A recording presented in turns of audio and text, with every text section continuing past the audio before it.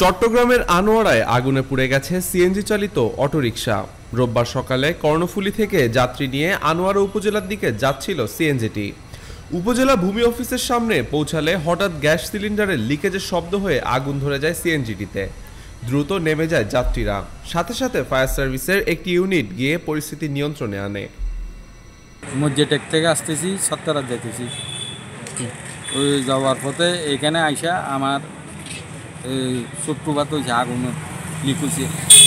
যাত্রী ছিল দুজন, একটা মহিলা, একটা বয়স্ক লোক, দুজন। আবার একটা মুরব্বী ছিল আর একটা মহিলা ছিল। ওই গাড়ি যখন গাড়ি সাইড করছি, ওনারাও আমি ফাল দিছি, তারপরে উনি মরদ ফলা দেখে আইছে, উনিও ফাল দিছে। মায়ের ফলাটা আস্তে আস্তে লাগছে।